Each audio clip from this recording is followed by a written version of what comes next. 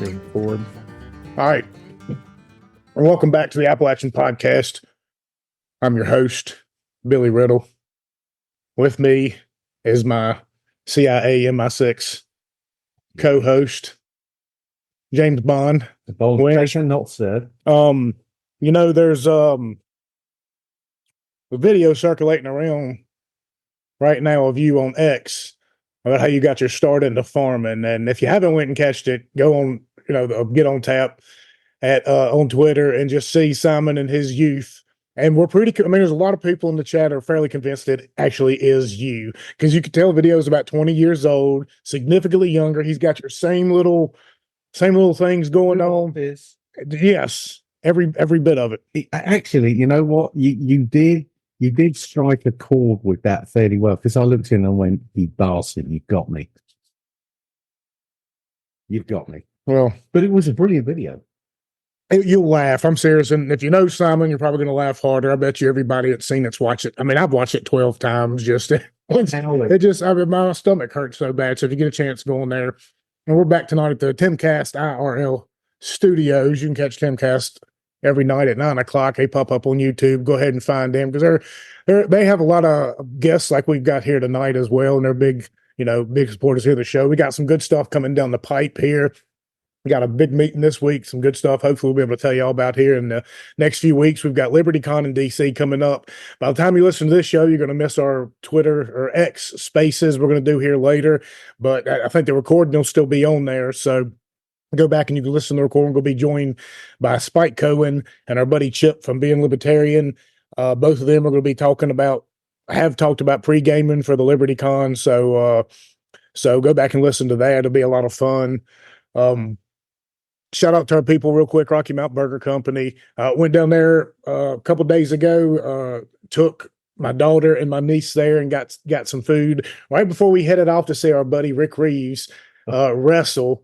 And he come out like a madman and gave Claire a big hug going to the ring. She had a blast. She stood on the seat the entire time, loved it. And as always, the food's really good at the Burger Company. I got my normal. I got something caught in my throat too. Excuse me. Yeah, it's called a prick. Yeah, whatever. So unprofessional. Got the sunrise and got the Cajun fries and a couple of chicken wings. Of course, Claire's starting to take my chicken wings now and having a few of those. So I always got to prepare for that. She loves them. She just smothers them in ranch, and she had a ball with that and ended up going to the wrestling match, hanging out. Henry didn't get a chance to make it up there, but we did. She stayed on her chair the entire time, loving it, cheering. I mean, we had a really good time, and go out there and support those local guys. It's worth a couple $2 on a Saturday night. Of course it is. Supporting local. You got to love it. Yeah. Rick Reeves, shout out to him. He's been on the show quite a bit. And then Brian down there at the Burger Company. And we're all going to be there this weekend. I don't know if this show is going to come out this week or next week, but at some point in time, you're going to hear this and know that we've got another show with Nick Robertson, pitcher for the St. Louis Cardinals. He's getting ready to report pitchers and catchers to spring training, and we got him coming in at the Burger Company this weekend. We're going to sit down with him, and so make sure you go back and listen to that show. A lot of kids coming by, hopefully getting some autographs, all that kind of good stuff. And of course, Rocky Mountain Smokehouse, buddy down there. I got a chance to go in there last week again and get my chicken sandwich, and hoping springtime comes around, maybe we can start doing an outdoor show there once or twice throughout the summer. This is irresistible, Billy. You've opened the door whilst you're choking on your pretzels, but turn up with your balls and get them signed, and I'll leave it at that. That's going to happen before anybody hears the show, I think. So next time that comes around. So you hope that everybody turned up with their balls? Is that what you're saying? It was, yeah. We're going to have them signed. Live sketch, and we know where this can go. And are you guys just sitting here talking about food to torture me? I just want to point that out. No one invited me for a single burger at any point or chicken sandwich. I'm just now hearing about this. Actually, that's not true. If you go back, I don't know, maybe you can talk with your guy, I guess, Eric, I guess the guy who publicizes y'all and sent y'all our direction. I told him you're more than welcome to come up here to Franklin County if you're traveling, and we'll take you to all these places, but we wanted to get you on the show pretty quick. That sounds to me like a producer or a publicist trying to get some free food and not tell me about it. I'll come up and check it out first. Make sure everything's okay. It's a good time, and hopefully, and real quick, before we jump in with Jason here, because everybody's going to love this show. I think they're going to like what we're talking about, because we've had some of these shows before, of course, with Melvin's Farm to Fork. A lot of, if you go back and listen, we've had a handful of Appalachian Farmer episodes, probably 6 or 7 of them. Some phenomenally intelligent people on there. So this show's going to go hand in hand with that, and also kind of hand in hand with some of the other shows we've had with Simon and everything. But if you want to support us really quick and help us get video equipment so we can look as good as Jason does right here on his end, and we don't look so grainy, you can go to patreon.com/getontap. For just $3 a month minimum, you can support us a dime a day. That's all we're asking for. Every little bit helps. Hopefully here soon, we're going to be moving to a different site with our own subscription service. We'll talk more about that in the future, but for the time being, or any one-time donation at Get on Tap at Venmo or Cash App, help support this trip to DC. We've got a Give Send Go at Get on Tap, or Give Send Go slash Get on Tap givesendgo.com/Get on Tap. We've got a massive trip in DC. We're putting on hopefully Justin Amash is going to be on there. John Mackey, CEO of Whole Foods and the founder, of course, our buddy Spike Cohen, Joe Walsh, former congressman, I think John Stoss. So we'll have a lot of people, and we're going to bring a lot of the hope, a lot of the things that we've got issues with to the forefront up there. And we're going to try and get them to, hey, look, the rural life, Appalachian life, come hang out. You're only a few hours away. Come down, grab a burger, take you up on the mountain, those kind of things. And maybe get some people excited in the rural life, because, people get excited in rural life. Everyone come here, spend money on our beef, spend money on our, on our farms or whatever, and go back to the city and feel like they've done something, and everybody wins because they have done something and they're better in their lives. So you can do all that. It's an experience. Yes, at patreon.com/getontap. One more time for our subscribers. This show will be out for subscribers later on tonight anyway. So, and all of our shows coming up here in the next few weeks, we're going to have a stockpile. All those will be on Patreon before anybody else can get them, Nick Robertson and everything. So, as far as tonight is concerned, well, you going to say something? I was going to say something, actually. I just found out, picking up my youngest daughter today, I happened to find out that one of her teachers, I'm not going to name names at all, has said, I've just signed up for your Patreon membership. And I thought, hang about, this is hold one on. of my daughter's teachers, and my language on Patreon shows is not as guarded as the public shows. So she's going to find out how really naughty I am. Yeah. So yeah, I mean, we're reaching out. Well, now, Kathy Spence. Oh, I'm not going to say names out loud, Billy. For goodness sake, don't embarrass the poor man. I'm not embarrassed her. She's a subscriber now. We always shout out our subscribers on the show. Yes, we do. Well, now Yes, that we do. well, thank you very much, Kathy. Now I'm guilty as charged. That's a beautiful thing. Really, thank you for all our Patreon. I mean, seriously, so yeah, Kathy, and hopefully here in the future, some of our big VIP shows, invite Kathy out there so she can see you, up close and get to really know the guy whose daughter she's figured it out already. English rugby player in the US, for goodness sake. Oh, well, tonight, ladies and gentlemen, we're being welcomed by Jason Nelson, and he's come to us, if you watched our show last week with Ben Swan, kind of in the same realm of things. We're taking our thing on Zoom to a little bit different of a level. And he's joining us here from, what is it, Prepper's All Natural? Yes, Prepper All Naturals at prepperbeef.com. And when Eric sent me the email, after he sent us for Ben last week, and Ben was really good for Chip. Chip is our being libertarian, when we do those shows, those series, he's the guy that joins us, and Ben was, but Simon, when Eric sent me the letter saying we got this guy Jason Nelson, I believe down in the Lone Star State, who's a prepper kind of guy, I said I don't even need to know nothing else. I said Simon's going to jump all over that, and yeah, absolutely. I mean, this is one of the topics that I feel very strongly about, and I think we will share a number of very similar conclusions. It's just great to hear that, this idea of self-sustainability, in whatever format it takes, is actually taking off. You know, we're getting people being responsible for their own actions and their own destiny. And, you know, that's empowering. That was a bit of a cliche in itself, Yeah. wasn't it? Empowering. It's kind Also, of a Freudian slip in there. You sound like people getting ready for their own deaths. I mean, destiny. That's yeah. It's for half the people. It's going to be true, but yeah.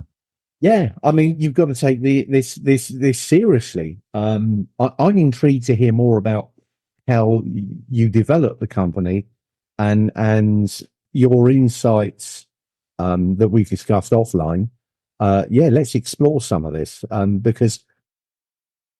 And we will come to the same conclusion at the end of the day, but we'll save that conclusion for a little bit later. But how did you get into the sustainability and developing the company to challenge people mentally? Because it is a mental challenge as much as a physical one. Yeah. So, we started our company. I'd retired from Army Special Operations, where my job was civil affairs and psychological operations. And, in a nutshell, primarily my main responsibility was to the battle space commander was to ease civilian suffering, if you will, humanitarian suffer, whether it be through humanitarian aid, nation aid, populace and resource control. So our job was to go and find simple and elegant solutions for complex problems using minimal resources. And when I retired, I'd run for Congress right when I retired, and I'd learned a lot about my district, a lot more than I knew before. But more importantly, that they were looking for someone to support the agrarian sector and mid-level tech jobs. So I sort of had that in my head. And when I went to the drawing board to start a company to create something from nothing, I wanted to find a problem to solve. And I think there's a larger problem that I'm aiming for, which is food sustainability across sort of to level the ebb and flow of the supply chain so that you can stabilize prices and keep them from, we pay farmers not to grow crops during certain years, and other years we see prices skyrocket. So, we had this whole goal of being able to sort of shift the paradigm on what people think of as prepper food, what people expect from food being stored and given long-term shelf life, and just taking a look at what was available and saying, this just feels wrong. We think we can do better. We started as a company providing organic chicken, freeze-dried organic chicken. And it wasn't until we thought people didn't do beef because it was just too hard. We thought, well, there's only taco flavored beef crumbles out there. And the reason why is because it's so hard to do, and it's so hard to get quality beef. It's all coming from the sale rack at the government auction, right? And when we went out there and set out to explore this and figure out, hey, can we get prime Texas beef, and can we make an all-American company, all-American product that has a sustainable shelf life of up to 25 years that people can go to and say, hey, I'm not surviving on this, I'm sort of thriving on this. So that people could combat the idea of lab-grown meat, because beef doesn't. It's born, it's raised in a pasture, not in a petri dish. And I think this idea of lab-grown food, of injecting food, I think a lot of people are just waking up to that idea. So it isn't even just about prepping as much as it is for like an emergency, as much as it's preparing for the idea that some of these products just aren't going to be available soon. They don't want us having it. They've made it very clear. And so as a company, we set this mission, and we're really proud of what we've achieved. We're proud of the product. I'm proud to put my family, my face on it, my family front and center on this, because it's something that we've taken as a mission that we're supposed to go out and provide Americans with a clean source of beef, of animal protein that they can get and have and be able to sustain their families. And as we were talking beforehand, it's about supplementing what you already have. It's about saying, hey, I've got my victory garden. I've been able to barter for eggs, but I still want to be able to have beef or chicken or, other things like that I can't get anywhere else. And I can count on the supply chain that made this in the first place. So that's our whole company story in a nutshell. That is so refreshing to hear. We kind of got into our farming podcast series with that intent in mind, and one of the guys took it up, and one of the spin-offs here has been the Stay Local Franklin County.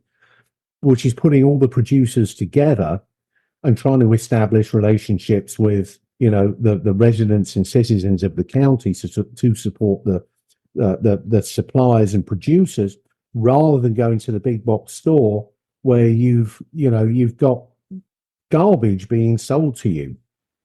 And I think this is a growing demand that we're seeing from the purchasing public, is that they're looking for a quality US product, locally grown, locally supplied, that they have access to.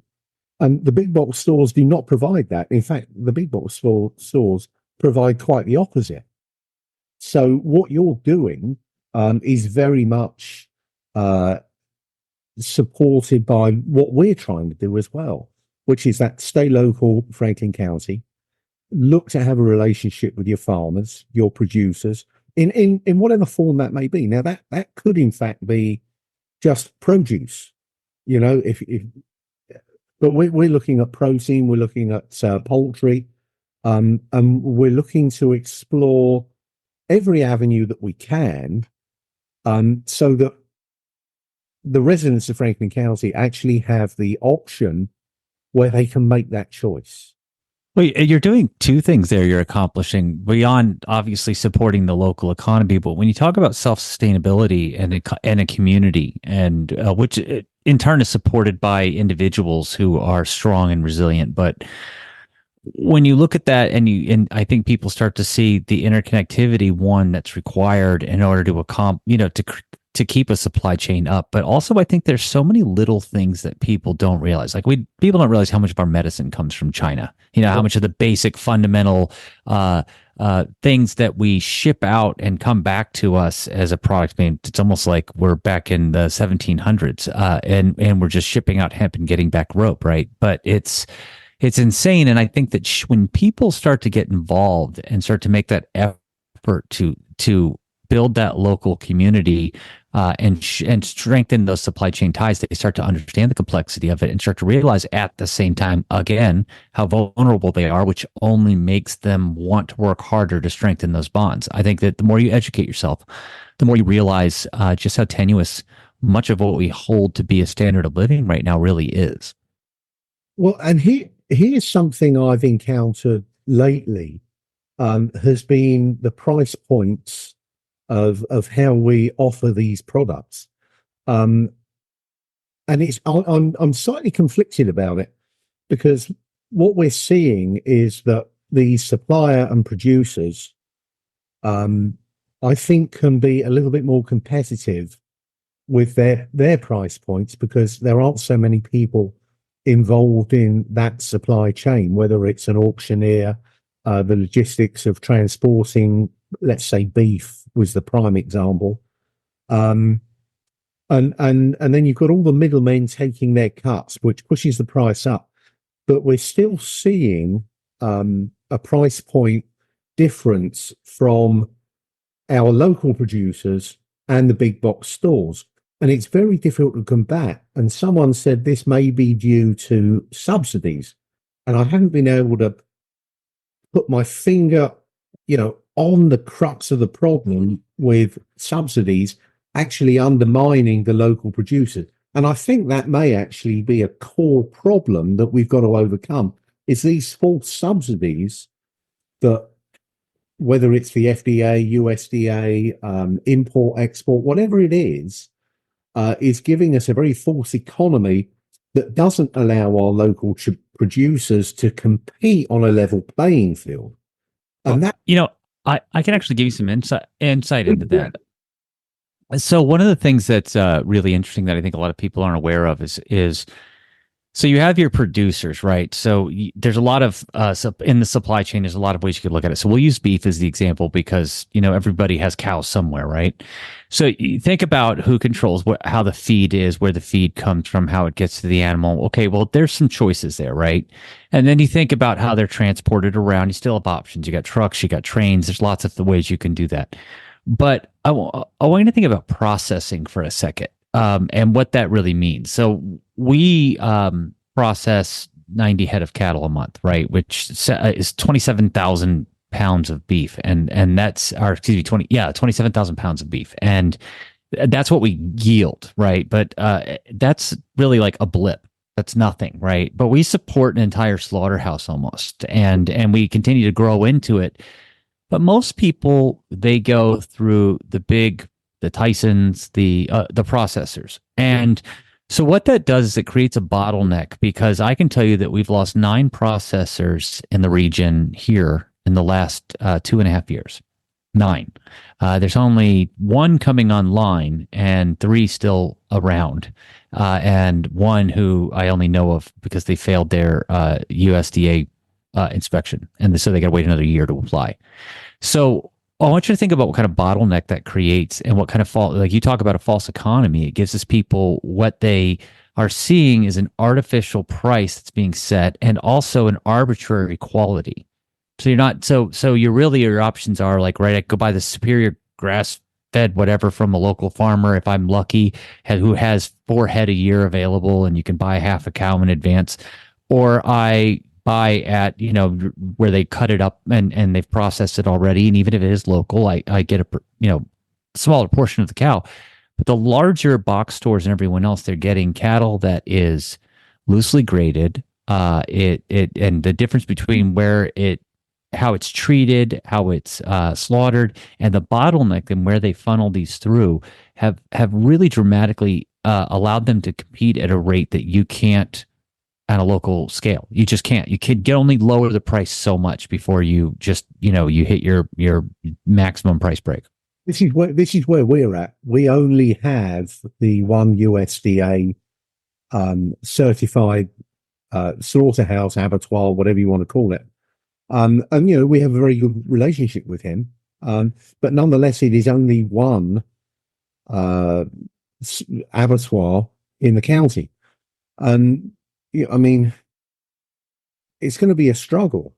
The USDA, in their infinite wisdom, was attempting to come up with these mobile slaughter facilities that you could, plug your water in, have it for a few days, 3 or 4 days on your farm. If you were certified to operate it, then you could slaughter your animal. It would be USDA certified. That went down the shitter real quick, because the guy that was the USDA inspector for the state got a better job somewhere else. So one has to question the integrity of the USDA to start with, which I do have a bit of a problem with, because you're forcing people down the share option, and that requires a lot of capital investment. Also, it puts a lot of risk onto you as the purchaser, because now you're caught with, let's say, just half a side of beef. That's a few £100 that you now store at your property, with the vagaries of an infrastructure and power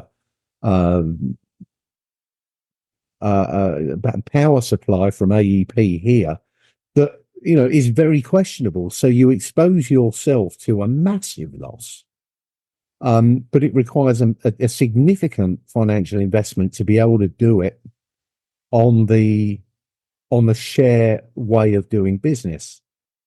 So we don't have enough USDA certified processors to allow for a competitive workplace in the first place. And I'm not really 100% behind the USDA monopoly on how they consider what is presentable to the public, because what we're seeing in the stores is garbage. And it's foreign beef that may have been raised in Argentina, Canada, where the hell ever. And it all becomes, I don't know. The system there is set up for abuse. Well, it's set up for abuse by a larger corporate structure, because again, it's margins, right? So if I have the ability to move 10,000 head, what I need to make off of each head, even as a middleman, is significantly lower than what the person who's only moving 5, 10 head a year, right? And even if somebody's a medium-sized producer, and even if you have a wonderful processor who's fair and gives appropriate price breaks or things like that, again, it's still. I know for a fact as we move up, as our company's grown, and you scale up, it does become your production grows exponentially, and in some instances you're able to, the margins matter in that instance. When they and it's, I just don't think that's able to be scaled up at a local level. It's very hard to run a processing plant. If you've gone over and visited them, it's extremely rigorous work. It's like any business. It's volatile, and of course, we had a drought, for a couple of years here, and so there was low yields, and so people were sitting on their cattle or shipping them out somewhere else. So again, that also contributed to it. And it's not like we're supported by all of a sudden a bunch of people who were overwhelmed in Oklahoma were sending their cattle down here. So you watch those things sort of die on the vine, and I don't know how we wrestle through that other than to turn around and say we have to continue to just put effort into it. And there's a great entrepreneurial spirit in many places, but what you have to do is create an avenue by which they can do it. And as you just pointed out, it's not like the bureaucracy wants to add more out here. It's not like the USDA wants to assign more people out here. The truth is that if they could get away with not putting anyone out there and just making you buy from a large processor, they'd rather do that. Well, and that's, yeah. And that unfortunately is the crux of the situation, which we should all be alarmed at, because that's actually restricting choice. It's, I think it's restricting and undermining quality. They don't want you to have choice. They want you to have the illusion of choice. Well, yeah, therein lies the problem. So, whichever way you can work your way around it, and certainly going through the share process, which is what I did, particularly with beef, was the way that I could do it. Now, the reason I did it that way, because I had some foresight, knowing that we have a sketchy grid. So the infrastructure is definitely stressed. We know it's stressed across the whole US. So really, when you start buying shares, you need to be very prudent in how you do that. And to me, that was the way to overcome some of the vulnerabilities, was to, invest in a full house 22 kW generator, so that I wouldn't be exposed to any loss through, freezers failing because we didn't have any juice. Well, now you know why we moved on and moved past a freezer into freeze dried. It's because that was one of the things. I mean, the electric grid is so vulnerable in this country. It's not only vulnerable to everyone wants to go with the whole EMP attack, an electromagnetic pulse. And I'm just going, you don't need to drop a nuke in high orbit, or low orbit. Sorry, you just need to turn around and hack the system. I mean, most of these things are online right now, and technology is ridiculous. And so when you have countries who have entire teams of people who are dedicated to breaching your firewalls and getting in and taking control of your systems in order to create disarray, shutting down our electric grid, they're just going to be playing hodgepodge. And do you think that you and I, the average person out in the middle of somewhere, is a priority? Or do you think them getting their bases and their other corporations back online is more likely? That's a very good point. Now, and here comes my counter to that. And I was seeing that we were putting, a lot of meat in our freezers. But I figured out another way of actually beating that. And that was to go through the canneries that we have here that were set up during the war. And you could come up with beef and Guinness pie filling, stick it in a quart can, and that's good for 5 years at least. So you're incorporating buying in bulk, storing in bulk in a freezer, and then taking the pressure from the freezer and exposure to an infrastructure that basically is going to shit the bed at any point in time. So then we went into canning. Now, the canning gives you a 5-year window. And of course, all of our stores incorporated an element of the freeze dried, because I think as a prepper, you want to cover as many outcomes as you can. So Yeah, I had somebody ask me how much food should you have stored away for in case the lights go out. Watch out. Yeah, well, they said how much do you have stored away, and I said, well, how long do you want to live?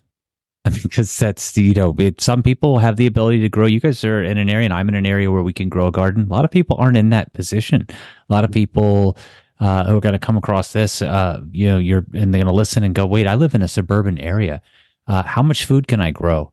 Well, on your quarter acre, which is really an eighth of an acre on your backyard where you have limited water and drainage, I don't know, maybe a couple watermelons. I mean, that's just it. Some basil. Now, interestingly, there's a chap, a very wealthy chap, I'm not going to mention his name, in Austria, that has been putting a lot of money into, and I'm going to have to check back into it, but it was about homegrown aquaponics and hydroponics. Yes. That allows people to. Is that the big drum one? I can't remember the name of the bloody thing.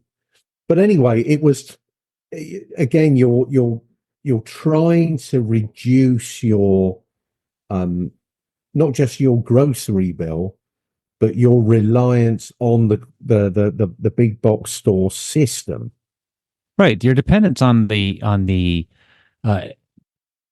supply chain system that's vulnerable is just insane. We've become a global economy, and so therefore anything that happens around the globe affects local things. And if you're not doing something to become self-sustaining, if you're not making yourself independent of that supply chain fiasco, then you are then at the mercy and whims of that, which, when you need something and there's no food, because there's only 2 weeks worth of food in any supply center. That's about any regional supply warehouse that's moving things through. They have 2 weeks worth of food there. That's not including power outages, and we talk on that one. But the idea of dry goods and other things, they have about 2 weeks worth. So what's going to come after that? And so if you do have faith in your government that they're going to come out and give you food or move foodstuffs around, the question then becomes what strings are attached to it? FEMA ain't doing it for you. No, not. There's nothing. There's no government out there that's sitting here and saying, "Gosh, we just really want to take care of you." I know we'd like to believe that, but that's just not. Altruism is not a government thing. Control is. So, I think that no matter what, everyone says. I did probably upset my partners to sit here that I'm not trying to just promote my product. What I want to promote is people this idea that you can be self-reliant. You can take care of yourself. You can take care of your family. You can take care of your community. You can work together and do simple solutions for complex problems that will make you the ability to. And by the way, I said this pre-kid. I wanted to say something insane that I heard yesterday that I finally sort of clicked in my head. I had to go to a gun show this weekend and register voters. And I was talking with someone else yesterday, and they were talking about how the version of prepping for a lot of people is guns and ammo. Meaning, and it's just clicking in my head, wait, none of these people know how to hunt. So what they mean is they're going to use their guns and ammo to come after your stuff.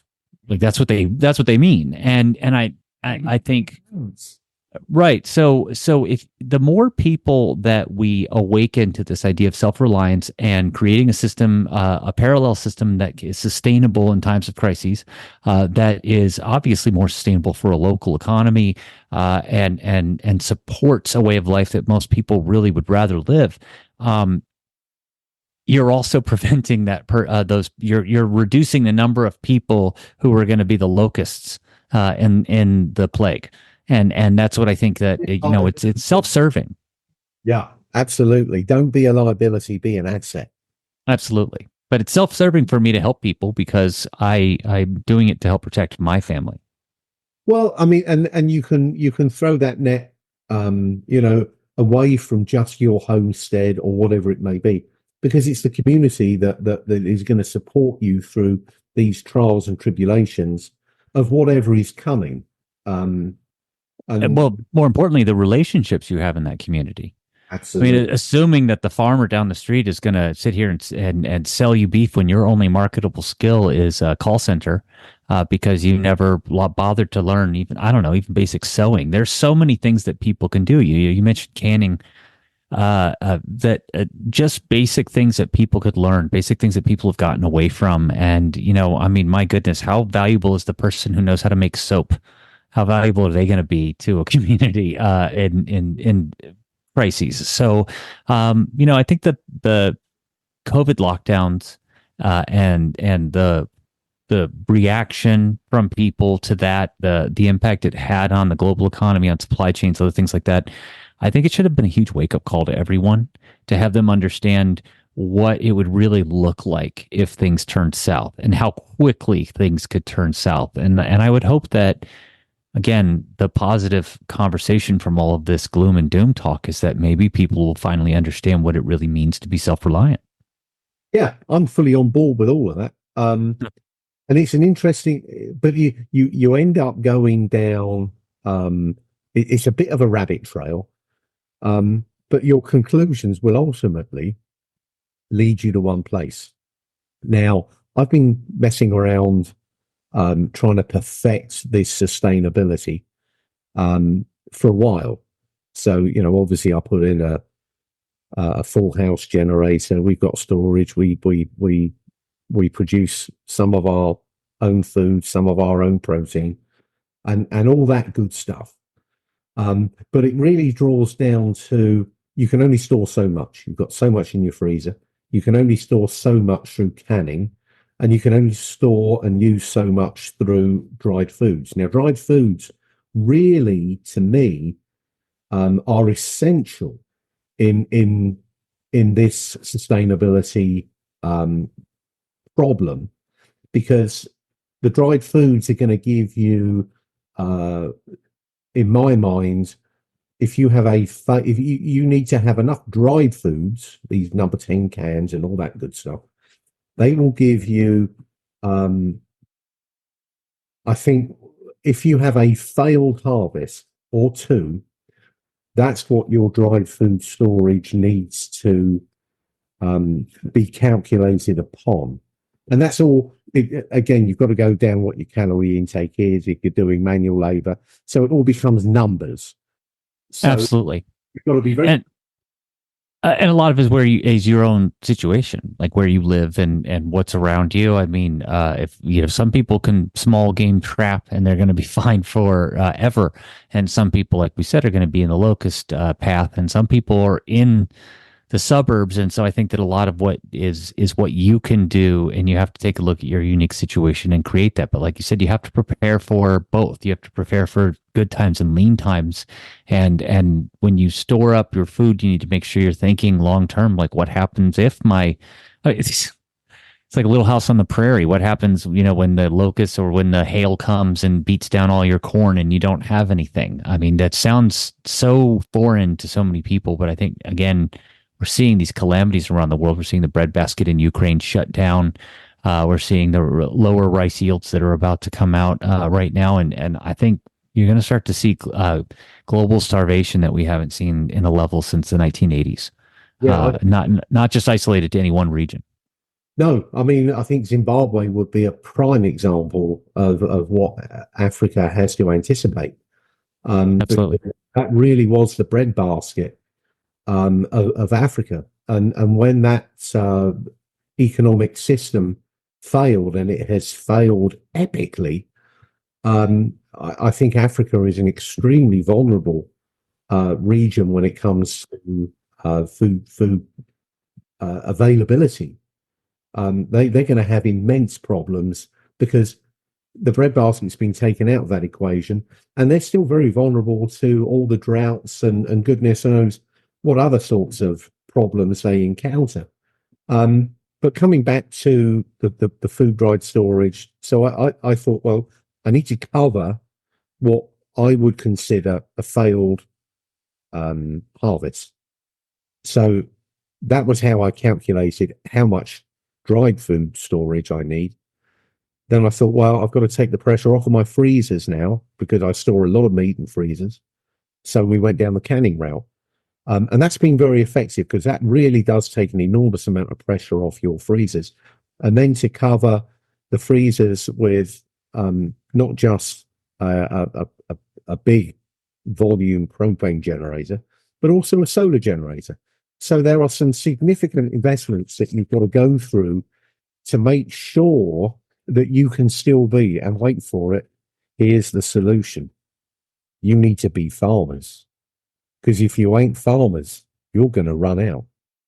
And that's the simple end deal. I mean, that's it. If you're not farming, you have a finite resource. And that's a problem. So be farmers. If you're not farming, you're failing, right? I mean, it's one of those things that's pretty basic. You don't, it's a lot of the crops that we use as filler, and that's going to be natural. But, it seems like, hey, well, I can't grow a field of wheat, but you can grow a lot of potatoes. There are a lot of things that you could do that could sustain you. And there are a lot of, understanding your region, understanding like we're for alpha down here, I believe. And, just understanding that what crops and when to plant and all of those things, here's the crazy part. How many people have, just are going to depend. I mean, I'm not kidding that if you were to ask them, hey, what are you going to do when it's time to grow a garden? They're going to say, well, I'll look on the internet. I'll watch some YouTube videos. And I'm going, Good luck with by that. the time this comes, there will be no YouTube, right? Exactly, you're done. And so yeah, that's a prime example here, actually. And I figured this out very recently. Was I thought, well, we'll get into the potato thing, and that sounded, because it's a base crop, right? It's a staple. That would be easy.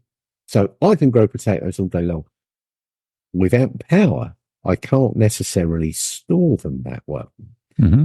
But the one thing that you can store, and I still have a 2-year-old supply of sweet potatoes. Now, that was an epiphany for me. So you're always learning new ways of taking care of problems. And that to me is the growth cycle of sustainability that you need to approach. How can I do it better? What is a better product that I can grow that stores well, and may be tradable? So there's an immense amount of information that you've got to consider as you move forward. And you know what? If you fail at something, that's not a big deal. It just means you need to learn another way of doing it. And again, WD-40 wasn't called WD-39 because WD-39 won. It needed 40 attempts to get to WD-40. Hence the name. I mean, it's genius, but he failed 39 times before he came up with WD-40. So there's nothing wrong with failing. Just learn from it and move on. Simple. Well, and I think you're bringing up a valid point that a lot of people, they get scared or overwhelmed, and they think, well, if I start small and I fail, or that means I can't do this, or I'll go too big and I failed, and so therefore I'm this is bad land or whatever. The truth is that if you're not working right now to try, I mean, we're almost in planting season here, but if you're not working right now to practice, then when are you going to practice? Are you going to practice when you need it? Right. Are you going to go no spray, no till? No, it's just a fertilizers from. Well, guess what? That chicken shit is the best stuff you can throw, on your arable land. I mean, chicken. What we discovered recently, my wife found, was the mobile chicken coop. Yes, indeed. So you pick it up and you just move it around land that you're trying to get ready to you just literally walk this thing around. And it's kind of crazy. And you're just thinking, well, in 6 months, that's going to be good land to start planting on. And I thought it was neat. And with that same tractor sort of thought process with chickens, do it with rabbits. Same thing. They're nibbling the grass and pooping all over it. Carry on. Yep. I'd be more nervous about the rabbits getting out and breeding everywhere, but it's only because we got coyotes here. We have roadrunners and coyotes here, like on my property, like a genuine, Warner Brothers cartoon. And I keep thinking those roadrunners have no meat on them, and neither do the coyotes. This is absolutely useless. I mean, they're on the edge of extinction, right? When you see them running around that ragged. Yes, you're just going, oh man, they're both sad. Yeah. But we that's part of what we've integrated into ourselves into the community around here, finding homesteading families. There's a lot of them. We can't our children are so young. Well, bluntly, I'm 100% combat disabled. There's no way I could run a homestead. I mean, I just got my hip replaced. I've got to get other body parts replaced still. But I chose a path in which I could sit here and secretly squirrel away 200 cows worth of beef. But there you go. The idea. Just tell my partners that. Sure. But the idea is that, we sit here and we've worked and looked at all of these things and thought, how do you remain, how do you keep learning? How do you stay interested in it? How do you apply things that you learn? Are you willing to accept the faults that you made and learn from them? And, the solar got turned on this winter finally. The full water capture and filtration is in place. And, but even now we know, okay, well, that's just phase one. There's still other things we have to do. And not to mention, we have neighbors that we're connected with that we know what their resources are and what ours are. But even between us, we know it's not adequate enough. And even with the connections with the home. And so we just continue to gobble up more information, gobble up, more resources that we know we can spread across the board and utilitarian equipment. And then we do our best to make strong relationships with good people who have great skill sets. Developing community is definitely very high on my priority list, because that is the way you sustain and survive. And it's not, you as the prepper buried in a bunker on a hill, with your gates up, your electronic surveillance, and your AR-15 and really not enough ammo to support it, because we all know you can churn through ammo in a gunfight. And that's the last thing we need to be getting involved in. But I think hiding as a prepper on a hill definitely does the prepper community. It doesn't do it justice. I think if you're a prepper and a true prepper, you are looking to develop your community as much as yourself. And it's a very tough one it's a very tough argument, because developing a community is not easy. No, nothing that's worth having is, right? So you just look at it and go, hey, again, when most people's plan boils down to, I have guns and ammo, that means that the less people that you are preparing and the smaller your community is, the more vulnerable you are. Well, and making yourself a target. Well, exactly. So what you want to do is just become a person and hopefully work within that. Now, that's not to say I don't have a bug out plan and that there isn't some sort of element to this, but the idea is to avoid it. And, here in the United States, the culture has become disposable. Everybody wants the new thing now, and they want to be able to throw it in the garbage the next week. Or the next year. I mean, it's normal to go and get a new phone every year, a new computer every year. And being that kind of society where we put so much treasure into that, I think that anything you can do to drive people back to Mother Nature, back to, ourselves, back to our communities, back to getting their faces out of their phones and looking at each other in the eye, back to going and having a burger at the place together, and like you said, taking your daughter to go see a wrestling match just because you're around other people. But it sounds so ridiculous that you have to encourage people nowadays to even interact with one another. And I would say I'm just happy that people are waking up to that idea. It's a long struggle. It's a very frustrating struggle. And a lot of people turn their noses up at it. Yeah. But one of the weird side effects of COVID was, sorry, go ahead. Well, a lot of people really, it's kind of like the bull and frog analogy. Mm-hmm. You throw the frog in boiling water and he's going to jump right out. But if you put the frog in water and just slowly start turning up the heat, and I think the heat has started, I think back to my childhood and right around the time I was born in the early 80s, just our region alone, Danville and Martinsville were two of the fastest growing cities in the state of Virginia. We had textiles, we had furniture, we had tobacco, we had more dairy farms here in Franklin County, I think, per capita than any other county in the state. It's alarming that all of it's gone. Is Every bit of it. rapidly disappearing. And even then, back then, we had so much money also coming in here from the illegal moonshine trade. We are the moonshine capital of the world. So everybody was living comfortably, like nobody was kings, but everybody was comfortable.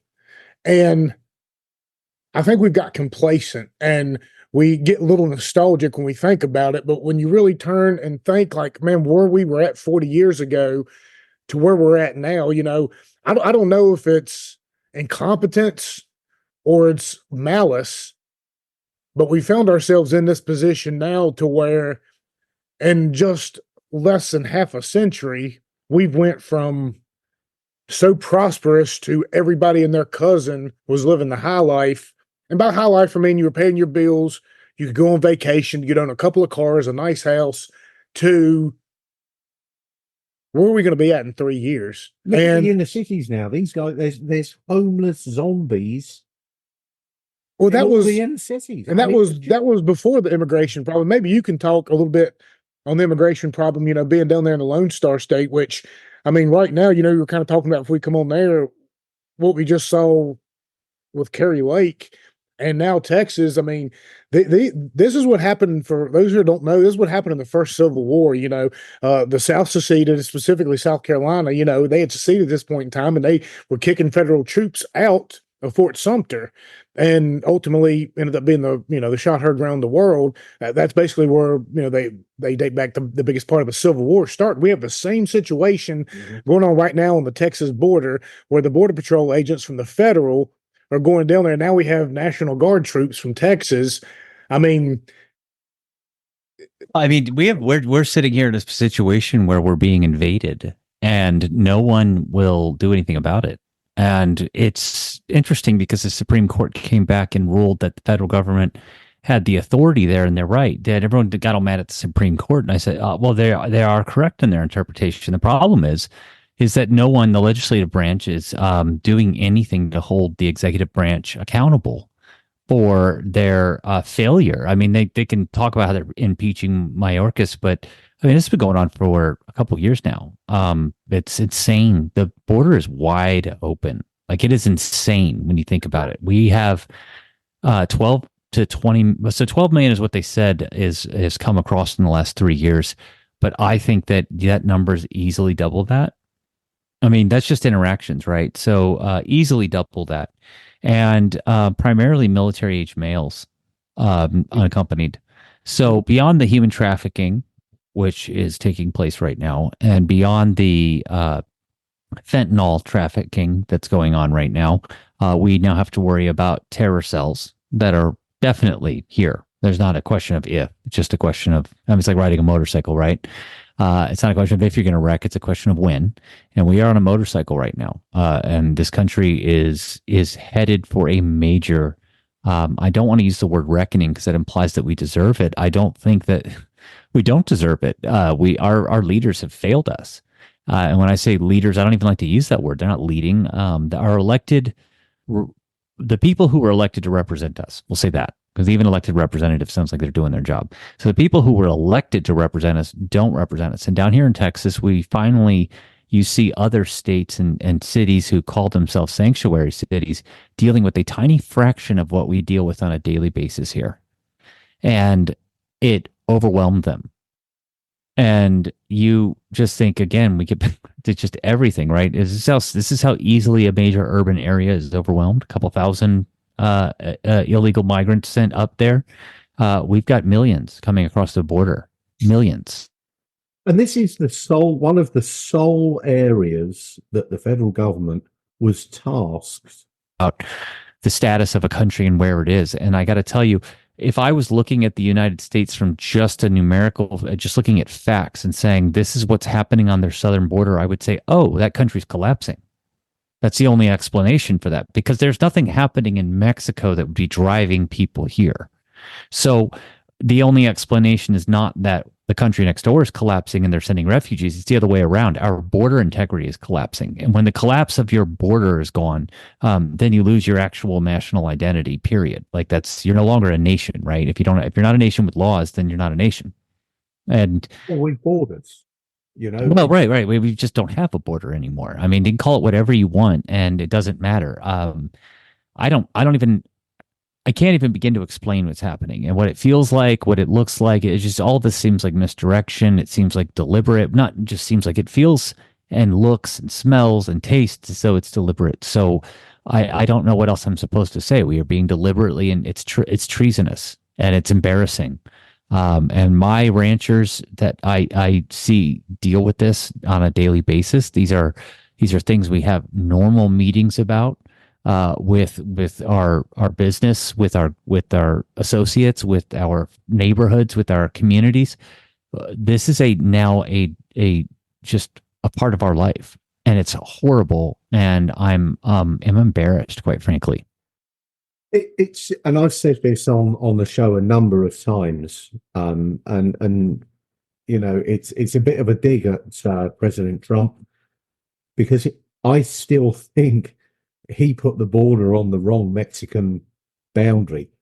If he'd have put it on the southern, if he'd have invested and said, "We're going to give you the money, right? We will pay and put the border wall on your southern boundary," I think a lot of these problems would have been solved, because we're not seeing Mexicans coming over. We're seeing Hondurans, we're seeing Guatemalans, we're seeing Chinese, we're seeing all of North Africa coming over. How are they getting there?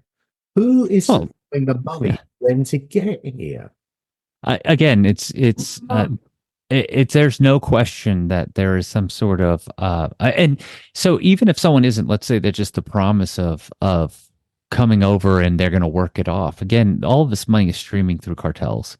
And then, so we just saw the Kerry Lake thing. So I don't know when this is going to air, but hopefully by the time that this does air, there's been a resolution. But you got the Republican chair of Arizona turning around and trying to bribe her out of the election, and at the same time deeply insinuating, when she asks if she's going to be murdered, that their cartel operates in all 50 states, all 50.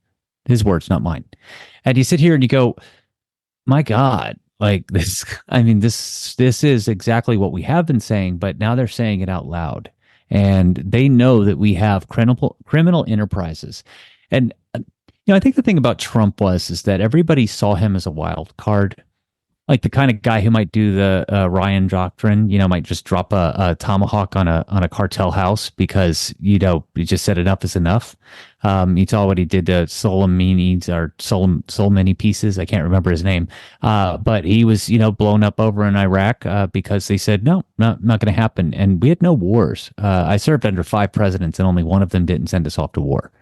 And I just think that, nobody's scared of us in the right way. We have such a porous border and it's collapsing. And just to see the impacts across so many communities in this country is devastating.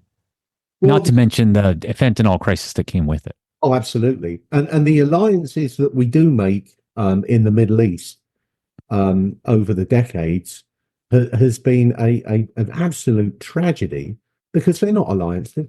We pull the rug and shit on these folks that we have these alliances with, and they don't trust US foreign policy anymore. And rightly so. It's an absolute disgrace. Look at you could ask our Afghan allies how they oh wait, they're all dead. We had 13 servicemen lose their lives through utter incompetence from the commander in chief. And if that doesn't get me knocking at my door, I don't know what will. Well, 13 was the final straw. But when you add in the whole 20 years of Iraq and Afghanistan, and you might be able to speak on this a little bit. I spent my 21st birthday in Iraq in 2003. I was there for the invasion, and my brother was in Afghanistan around 2010 when they got bin Laden, or allegedly got bin Laden. He was out there in the eastern mountains. He saw the choppers fly overhead that night. All of it. We had no. They used 9/11 as a pretext to go to Iraq. Iraq had nothing to do with 9/11, absolutely nothing. So just wipe that off the board completely. Then when you think about Afghanistan, Jason, maybe you can speak to this. The Taliban was only about 400 to 500 people strong at that point in time. Our special forces probably could have went in and walked the dog on Al Qaeda in a matter of days in those mountains and been done with it. And they dragged it on for 20 years and roped the Taliban into it, you know? Well, I mean, you had the whole country all worked up. Yeah. You don't want to wait. You don't want to waste all that energy, right? I mean, we were waving flags everywhere, and gosh, I mean, we could have probably have invaded anyone at that point. I mean, truly, we could have invaded if we had pointed the finger at any country and said they did it. The United States would have pounced all over them. Kicked off. Say again.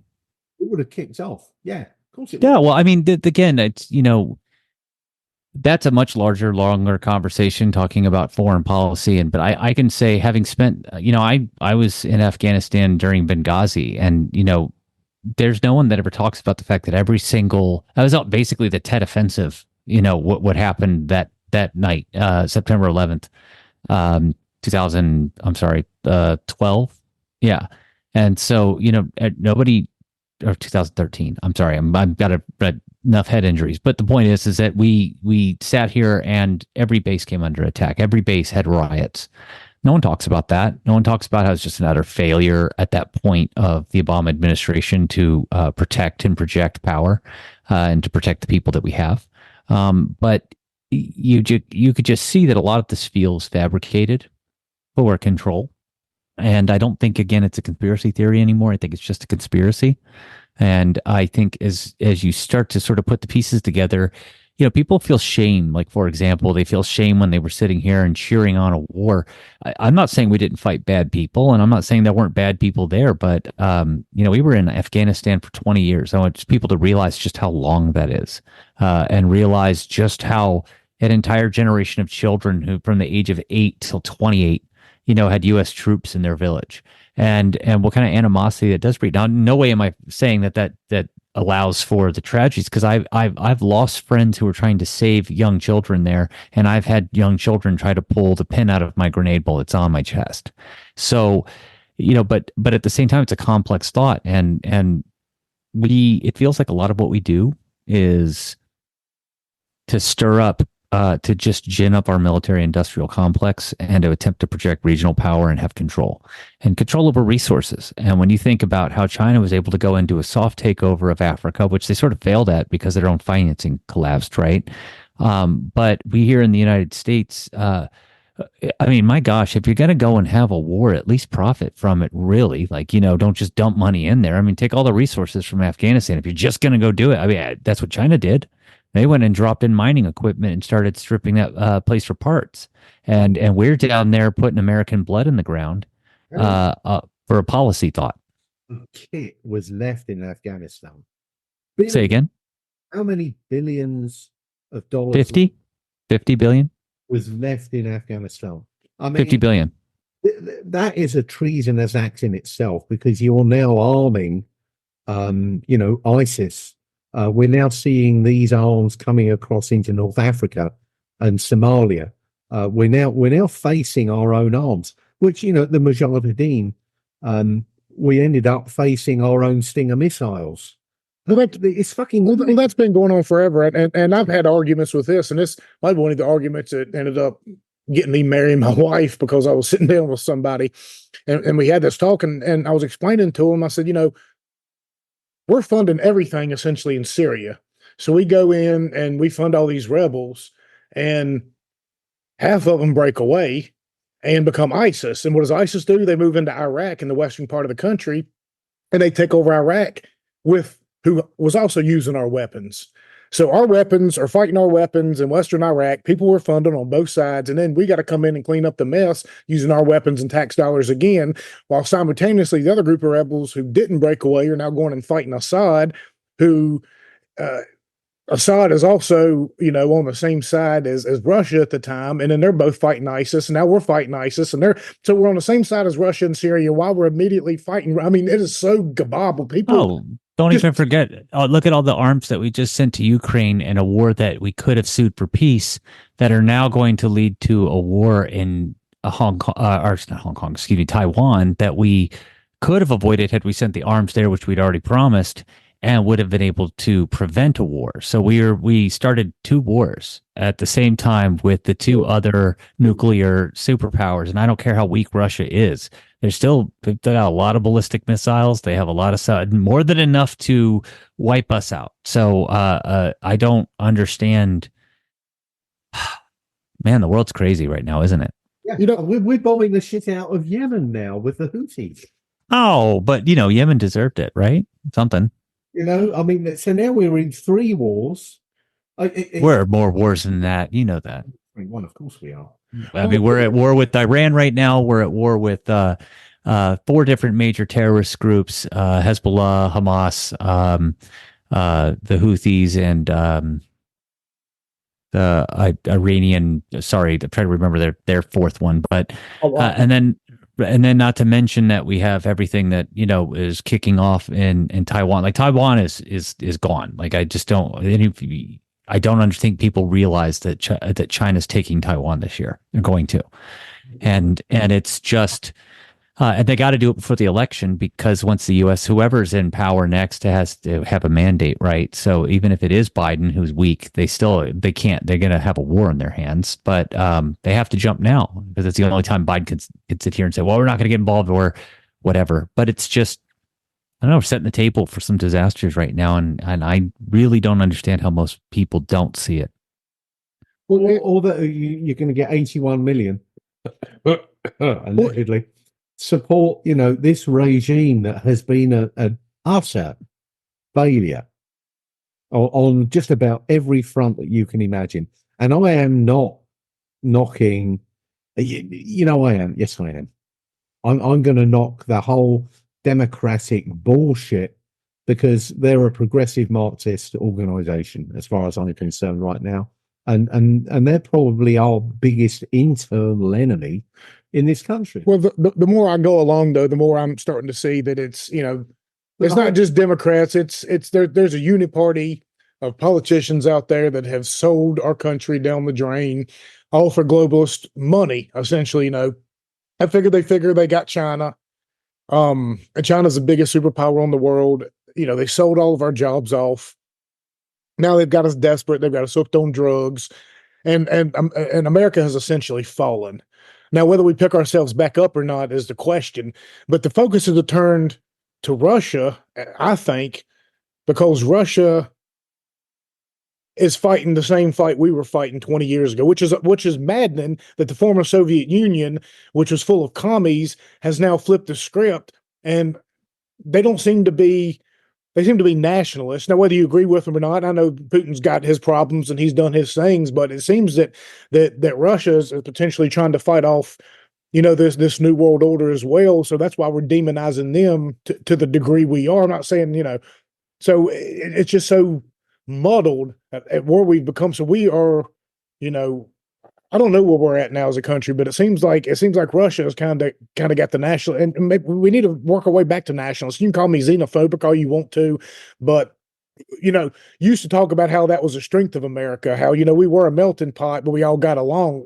That's not the case. We can't get along anymore because people would assimilate here thinking, I'm going to come here and adopt American values. I want to come here. I come from a crap hole country and it was bad. But if I come here and I adopt these American values and I'm a good person, I'll thrive. My children will thrive. But these people coming in now, they don't have those intentions. It's all about disruption, and our leaders are allowing it to happen because they're not leaders. They've been paid off to allow these sort of things to happen because we're apathetic as shit, and we don't do anything about it. Somebody, do something. Prepare yourselves, but at the same time, start fighting back. Something has got to change. Well, that still actually comes back full circle on how we prepare as individuals, and for the worst dark times that potentially we see forthcoming. And that's what it boils down to. Now we're looking about individual responsibility. I'm going to promote individual rights, God-given rights. And we need to pick that mantle up, and we've got to live by that standard. And if we live by that standard as individuals, that has to percolate up. So, when you're taking care of your family and your community, you're doing absolutely everything that is abhorrent to the system because they want us to be beholden to them, when it should be the other way around. And that's how we do it. I think this sustainability, being responsible for your family and community, and keeping local dollars moving within your county or community, and controlling that front is how we win. And regardless of international policy, foreign policy, which has been failed since 1912, we can make the difference. And doing it individually is your sole responsibility. And I'm all for it. I'll stand up and I'll be in my fields tending my lambs and turkeys and chickens and God knows what else. And good luck taking it from me. Good luck with that. Because it ain't going to work too well.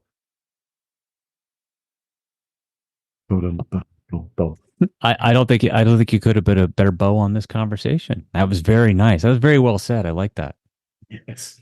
I'm not even saying any of this to get the last word. No, I mean, I appreciate it. Fade to music. Understand our individual responsibility in this regard, and take the ball by the horns. Absolutely. Well, again, very well said. And I think that I've enjoyed this conversation because I think it's a lot of one of the deeper things we don't get to get into in talking about prepping is, again, that sense of community. And so to be able to touch on that, I appreciate it. Thank you, because that is sort of to me, it's almost implied, and I wouldn't get why people wouldn't see that in our larger actions. But because it's not, because it's business and because you're selling a product, I know that people sit here and they have to look, what are your motivations for that? And for us, it couldn't be any more clear. We just want people to be able to take care of themselves and take care of their families. And that's why we started our company over at Prepper Beef. But more importantly, that's what I want to take the opportunity whenever I get the chance to have these conversations with people, is to remind them that, it's not a lifestyle, but it's a, because that sounds a lot like your whole analogy to living up on a hill, right, by yourself with a gun and all of that. I think it's less of a lifestyle, but it's more of just a way of life in which you acknowledge the intricacies and the tenuous nature of our existence here, and especially as a first world country, and especially living with all of the creature comforts that we have, getting back to those basic necessities and understanding what our skills and our role is in our community to be able to build those things and support them. That's what we want to see happen, and that's what we're trying to support. And I love that you guys are doing that here on your show. Yeah, I mean, to have a US based company that is solely dedicated to promoting that ethic, we need more of you. It's as simple as that. I genuinely wish there. I think there are some. I wish there were more. It's not a competition because there's a great need. So and in life and in all things, just like as you guys are doing, you just as there are a lot of people who are waking up and finding where they can put their efforts in. I'm proud to be a part of that. Yeah, go for it. It's all it takes, and everyone can be put off by the effort that is required to do this. Yeah, you've got to go and weed your victory garden. You've got to think about the crops that you can grow within your climate and soil strata. These are all. None of these problems are insurmountable. So, and it's so gratifying to be able to do it. When you put a dinner plate on the table, of which 95% of it has come from your efforts, you've done it. Absolutely. That's absolutely. Yeah, that's the perfect place to be. So that's where we go for our when I can't tell you the pride that my children even have when their little victory garden they're working on, obviously aside from what my loving wife is able to put together, but what our children do is the pride they have in that throughout the entire season. It's wonderful. And, again, it's not hard to do these things. It's just hard to be able to fail and get back up again. And if you're willing to do that, you will succeed at this. Brilliant. Well, before we get off here, I just wanted to bring up one thing you said, and I think everybody listening to this show and everywhere should understand is just stand up. You know, when you think about the summer of love in 2020, when you have these riots going on, it's not people just going down the road deliberately waiting to tear things up. One person goes up to the door, shakes it a little bit, and walks back. The second person goes up to the door and throws a brick through it and then walks away. The third person knocks around the rest of the glass, looks in, walks away. Then the fourth walks into the store. Then the fifth, then the sixth. We can use that same strategy in reverse. If just one person stands up and shows everybody else around them what the right way is, you will get followers. So don't be afraid. Don't be afraid to take a chance. Don't be afraid to stand up. Don't be afraid to get knocked down. But always, put yourself, your God, and your family above all else. And I think that's how we win this fight. So it's going to be a long one. Well, yeah, it is. Lead by example and stay humble. So, Jason, thank you so very much for joining us. One more time, can you let everybody know where they can find your stuff at? If you've got an X, Facebook, Instagram, website, all that kind of good stuff. Insta FaceX or something. So you could follow me on X at real Jason Nelson. It's at real Jason Nelson. Yes, that's the real one as opposed to the many fakes out there. And then that's really bad because there's a really great gospel singer with the name Jason Nelson. So maybe I'll just promote him all the time too. And then we go Prepper Beef, prepperbeef.com. So we are really proud of Prepper All Naturals, our company. And if you want to go to prepperbeef.com and support us or share the information with those who might have a need for it, we appreciate it. And either way, in the end, what I care about most is that Americans just learn to take care of themselves and or reinforce the lessons they already have. We want you to take care of yourself. We want you to take care of your families because that's what we're trying to do here is take care of ours as well. You're on a good path. Thank you. Thank you. Yeah, thank you. If everybody want to find us, we're at the Appalachian Podcast on Instagram and Facebook, and at Get On Tap on X when we're not getting shadow banned, as we are by all three right at the moment. But that'll change here soon, hopefully, either way. But you can go find us there and patreon.com/GetOnTap or at Get On Tap for Cash App or Venmo if you want to help us out. And the gifts in go at Get On Tap. This will probably be gone by the time we make our trip to DC. But either way, we thank everybody that tunes in and listens and all the subscribers. And Jason for coming on here. Hopefully at some point in time when you travel back east, find us, find us on social media, shoot us a message, come back this way. We'd love to bring you in here and sit down and do an actual show with you in person. We could bring on a couple of our smart farmers here in the area and let y'all just go at it. I mean, I think a genuine grassroots conversation like that would go a long way. And hopefully, being where you're at and being here, we can learn a lot from each other and then take it back to our community. So seriously, if you're ever in the area, come here. We got a great place for you at the early end of the day. We'll put you up with some good food and, bring your family. Maybe some moonshine involved. I will take you up. I'll take you up on it a lot sooner than you think. We're trying to put together a couch tour right now. Go around and just to bring on experts to sit here and talk about a lot of these things in front of on a stage in front of people because we think that there's room for people want to have these conversations. They want to see them and want to have that same public interface they have. So we're looking forward to putting that together. But I will be up there sooner rather than later. And I just followed you on X, so if you feel like you might want to follow me back, you can do that. But I got you on there, and so I'll keep abreast of what you guys are doing. Again, just keep up the Lord's work. You guys are doing amazing stuff. Absolutely. Thank you so much. And don't hesitate. Once again, you come up this way, we got you taken care of. We'll put you and your whole family up in a nice place and let you enjoy the mountains for a couple of days. We'd love to have you. So, like I said, I will take you up on that. If you're ever down here in Waco, you make sure you guys swing by. That's probably going to happen sooner rather than later. We got a lot of friends in Texas. Shout out to Caleb Flora, and we're trying to go down to Texas and have some conversations. So I've got a lot of oil field friends in Texas. We lost him.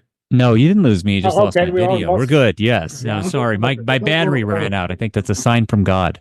In Texas. So either way, we're going to come down and harass you, and you come down and come up and harass us. I can't wait. Perfect. We'll do that. We'll do that. Thank you very much again, Jason, and thank you, Eric, for setting us up. And hopefully we can get you on here again. Whether you make your way up here or not, we'd love to have you jump in here in Zoom maybe every few months or so and kind of update us. So thank you so very much. That sounds great. Thank you, gentlemen. Thank you. Have a good one. Cheers.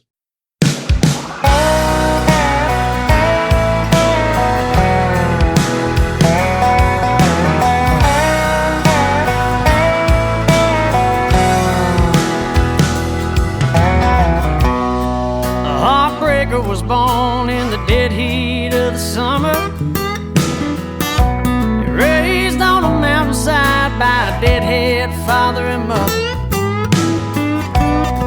A little hippie and a little southern, just what I needed so bad, but never saw it coming. She liked to get high, a little sweet, a little shy, like a muscadine wine. She liked to get high.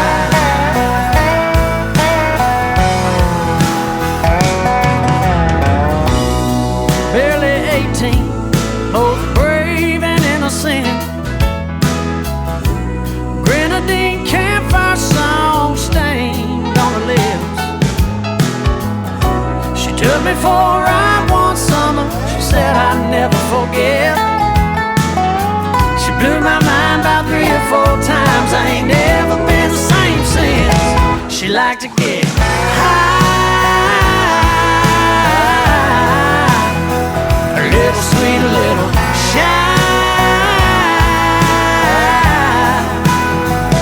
like a muscadine wine. She liked to get high.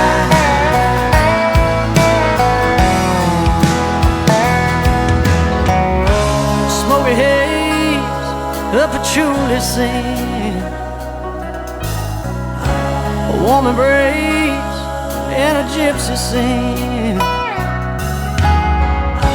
a stiff drink and a pinch hit, a memory Lord I haven't seen. She liked to get high, a little sweet, a little shy, like a muscadine wine. She liked to get high.